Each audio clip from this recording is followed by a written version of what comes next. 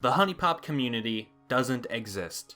Well, obviously it exists, otherwise my current subscriber count wouldn't be sitting in a comfortable way too fucking much for what I'm worth. However, there hasn't been too much going on in the community up until now. Ever since HuniePop's inception, fan content for the game has mostly been scarce, low-quality stuff. The memes are low to mid-tier at best, actual discussion of the game itself is hard to find. There's like one actual mod for the game. What little fan art there is are mostly amateur, likewise for cosplay, and, aside from yours truly, almost all HuniePop content on YouTube are Let's Plays.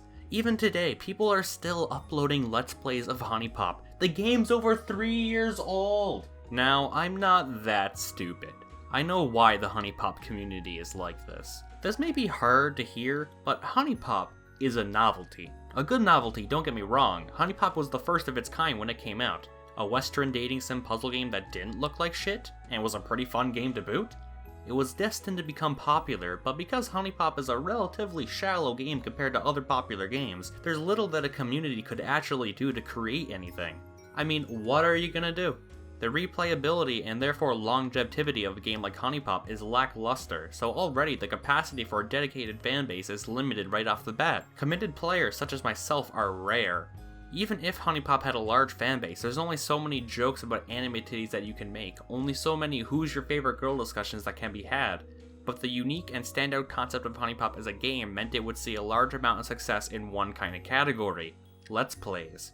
A fairly decent reason as to why HuniePop got as popular as it did was because of Let's Plays. Everyone from Markiplier to PewDiePie was playing this game. Its appeal was wide, to say the least, and people liked watching others react to the girls and what they said and how they do on the dates. People really like watching other people try to fuck anime girls.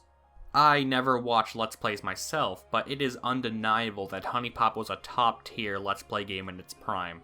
Unfortunately, unlike other Let's Play games such as Undertale or Five Nights at Freddy's, there's nothing for a community to bite into past Let's Plays. Similar to what I said earlier, theorizing in HuniePop is incredibly difficult because of the lack of lore. Fan games are practically impossible because if you replaced characters or dialogue, then you'd only be a few steps away from making your own game, and overall, there's just not much you can really be creative with. With nothing a fanbase can work with, there can be no memes, no discussion, no fan art, mods, cosplay, or YouTube content that goes beyond Let's Plays.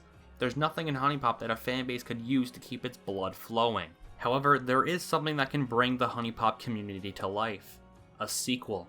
HuniePop 2 has brought a reemergence in the HuniePop community. There's been more memes, discussion, and fan art than there's ever been since HuniePop 1 was released, and the trailer for the game hasn't even come out yet. People are talking about their expectations, what girls they'll like, which ones they don't, which ones they hope will get in. Admittedly, it's not all that much, but it's more than what we've had in a long time, and I can only hope that it can keep this up in the following year. It all depends on HuniePop 2 because it has the potential to be different from HuniePop 1. It doesn't have to fall into the same Let's Play purgatory that HuniePop 1 has been stuck in for years. HuniePop 2 could be anything. The genre isn't even confirmed. It could have way more replay value than HuniePop 1 could ever dream of having, and therefore have a much more potential for a thriving community to blossom. If HuniePop 2 has more for fans to work with, then there could be memes, discussions, fan art, cosplay mods, and quality YouTube content galore. Will it? Probably not, and at the end of it all, it's much more important that HuniePop is a good game than it having a thriving community.